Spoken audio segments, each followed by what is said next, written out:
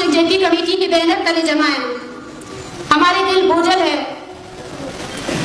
क्योंकि इससे पहले सिर्फ 2 मिसिंग पर्सन्स फैमिलीज ने अपनी कहानियां सुनाई और मैंने देखा कि हम इस्तराब का शिकार है। हम उन कहानियों को सुन नहीं सकते जो जिंदगी हमारे लोग गुजार रहे हैं। उसको सुनकर हम शायद एक वक्त के लिए इस ख्याल में चले जाते हैं कि हम जिंदा भी हैं या नहीं हैं।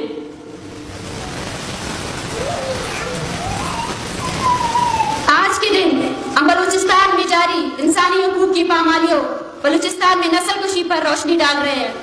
हमारी कौम के इंसाफ, मसावत और बावकार जिंदगी के लिए बुलंद किए गए नारे, वो नारे जो हर बलोच ने लगाए हैं, उन नारों को दोहरा रहे हैं, उन नारों को दोहरा रहे हैं जो हमारे लिए जिंदा है।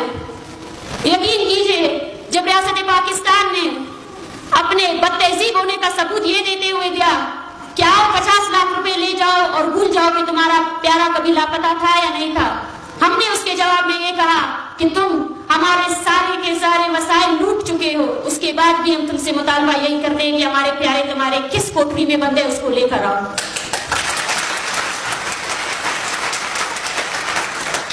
यह हमारा हज़्म है कि ये तस्वीरें सब अब सिर्फ इन खानदानों के हाथ में नहीं बल्कि हर बलोच बच्चे के हाथ में होंगी। देखिए तो सही, आपके लिए मजमा इकट्ठा करना कितना मुश्किल हो गया है। बिलियनर लगा दिए आपने। देखिए तो सही कि आपने क्या क्या कुव्वत आजमाई नहीं की, लेकिन बलोच आज भी वही खड़ा है जहां वो 1948 में खड़ा था। एक इंच भी पीछे नहीं हटा है। आपने नाम दिया सरदार बनाए, लेकिन देखिए तो सही आपके उन सरदारों का हक यह है कि वो अब कैंप में छुपे बैठे हैं। उनके लिए बलोच सभी वोट करके गए हैं। आज आपके वो बलोच सरदार अपने बच्चों के साथ भाग गए हैं, लेकिन बलोच नहीं भागा है, वही खड़ा है जहां वो खड़ा था। आपने मजहबी शिद्दत पसंदी पहनाई। मस्तूक में वो 5 बच्चे जो मारे गए वो भी बलोच नस्लकुशी है। लेकिन देखे तो सही, हैरान कुन बात तो देखे तो सही कि आज बलोच का मौलवी भी बलोच हकूक के जंग में अपने अवाम के साथ खड़ा है।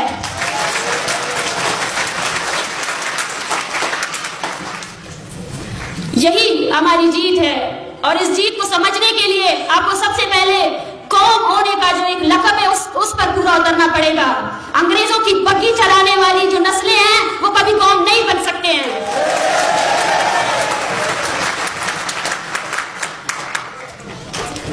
और हमारी कौम की ये जंग हमारे कौम की आने वाले नस्लों की बावकार जिंदगी के लिए जारी रहेगी। हमारे महबूब वतन के पहाड़ों और रेगिस्तानों में हम इसी तरह बलूचिस्तान में अपने हकूक की जंग को बुलंद करते रहेंगे और नारे लगाते रहेंगे जब तक कि हमारी जमीन में हमें जीने का हक नहीं दिया जाता। आपका मुकाबला एक ऐसी कौम से है जो इंसान को जोड़े, अपने पहाड़ों से भी मोहब्बत करता है।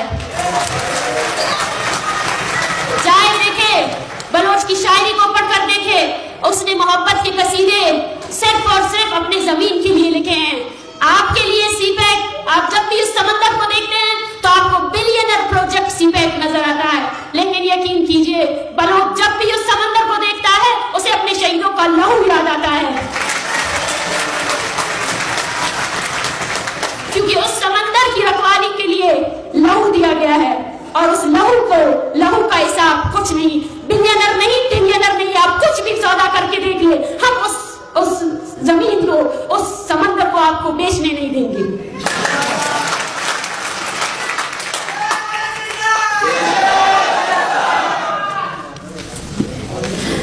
हैरानकुन बात यह है कि हम समझते हैं कि बलूचिस्तान में अपने कुदरती वसाइल को जिस तरह लूटा जा रहा है हम उसके लिए बात ना करें। हमें डराया जाता है, हमें धमकाया जाता है। चाबी का वो मुलाजिम,